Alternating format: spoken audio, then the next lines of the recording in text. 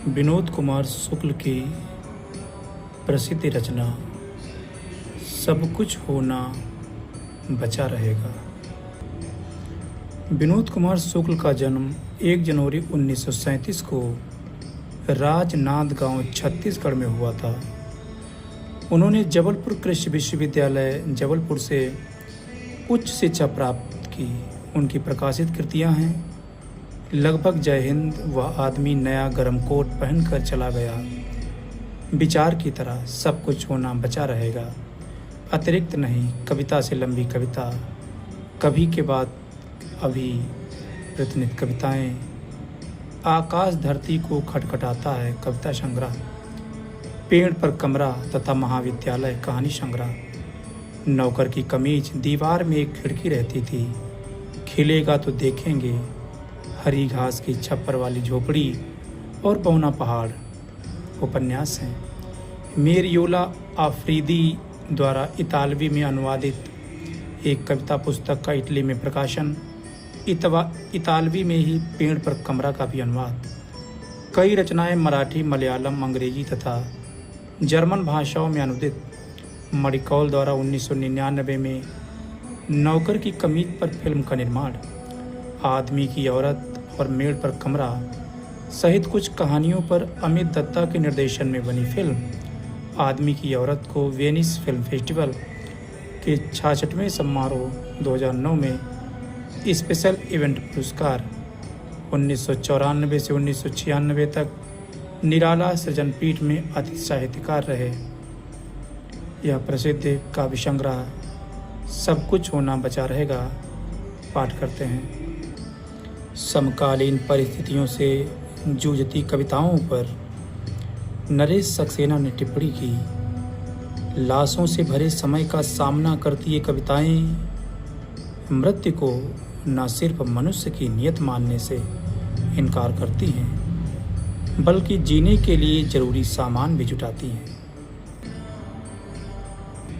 इस संग्रह की पहली कविता है जो मेरे घर कभी नहीं आएंगे। जो मेरे घर कभी नहीं आएंगे, मैं उनसे मिलने उनके पास चला जाऊंगा। एक उफनती नदी कभी नहीं आएगी मेरे घर। नदी जैसे लोगों से मिलने नदी किनारे जाऊंगा। कुछ तैरूंगा और डूब जाऊंगा। पहाड़, टीले, चट्टाने, तालाब, असंख्य पेड़, खेत कभी नहीं आएंगे मेरे घर। खेत खलिहानों जैसे लोगों से मिलने गांव गांव, जंगल, गलियां जाऊंगा।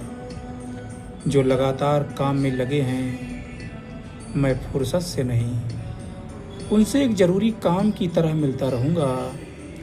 इसे मैं अकेली आखिरी इच्छा की तरह सबसे पहली इच्छा रखना चाहूँगा। जो मेरे घर कभी नहीं आएंगे। जंगल के दिन भर के सन्नाटे में, जंगल के दिन भर के सन्नाटे में महुआ टपकने की आवाज़ आती है और शाम को हर टप के साथ एक तारा अधिक दिखने लगता है। जैसे आकाश में तारा टपका है, फिर आकाश भर जाता है, जैसे जंगल भर जाता है। आदिवासी लड़के स्त्री जन अपनी टुकनी लेकर महुआ बीनने दिन निकलते ही उजाले के साथ साथ जंगल में फैल जाते हैं। एक आदिवासी लड़की महुआ बीनते बीनते एक बाघ देखती है, जैसे जंगल में एक बाघ दिखता है। आदिवासी लड़की को बाघ उसी तरह दिखता है जैसे जंगल में एक आदिवासी लड़की दिख जाती है। जंगल के पक्षी दिख जाते हैं, तितली दिख जाती है और बाघ पहले की तरह सूखी पत्तियों पर जम्हाई लेकर पसर जाता है।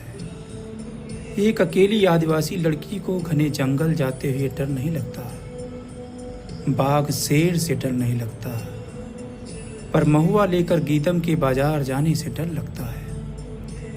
बाजार का दिन है, महुआ की टुकनी सिर पर बोहे या कांवर पर इधर उधर जंगल से पहाड़ी के ऊपर से उतरकर सीधे सादे वनवासी लोग पेड़ के नीचे इकट्ठे होते हैं और इकट्ठे बाजार जाते हैं। प्रेम की जगह अनिश्चित है, यहाँ कोई नहीं होगा कि जगह भी कोई है। आड़ भी ओट में होता है कि अब कोई नहीं देखेगा, पर सबके हिस्से का एकांत और सबके हिस्से की ओट निश्चित है। वहाँ बहुत दोपहर में भी थोड़ा सा अंधेरा है, जैसे बदली छाई हो बल्कि रात हो रही है, और रात हो गई हो बहुत अंधेरे के ज़्यादा अंधेरे में। प्रेम के सुख में पलक मूंद लेने का अधिकार है। बहुत अंधेरे के ज़्यादा अंधेरे में प्रेम के सुख में पलक मूंद लेने का अंधकार है। अपने हिस्से की आड़ में अचानक स्पर्श करते हुए उपस्थित हुए और स्पर्श करते हुए विदा। अपने हिस्से की आड़ में अचानक स्पर्श करते उपस्थित हुए और स्पर्श करते हुए विदा। एक हरे पेड़ को देखने में लगता है डर पूरा। 10 हरे पेड़ों को देखूं तो 10 गुना डर। एक एक पेड़ों के कट जाने का इस वक्त डर। हरे हरे जल जाने का एकदम लपटों की छाया देते ऐसे पेड़ों के नीचे से गुजर गया जहाँ पहुँचा। वह दिन यह दिन है जिसमें सूरज और नदी, जिसमें सूरज और दिनों जैसा जलता तो है, जलकर जो बची राख सफ़ेद वही गोल ढेरी रात को ठंडा चंद्रमा है। और किसी कोयले के पेड़ के नीचे कोयले की टहनी शाखा, एक नन्ही चिड़िया, कोयले की एक फूल, कोयले का थोड़ा खिला देखा लगा कि मुझ में भी कहीं सुलगने लगी है आग, जिसका मैं भी उपयोग करूँगा, जिंदा जलने से बचूँगा एक हरे पेड़ को देखकर। इस काव्य संग्रह में कुल 75 कविताएं हैं।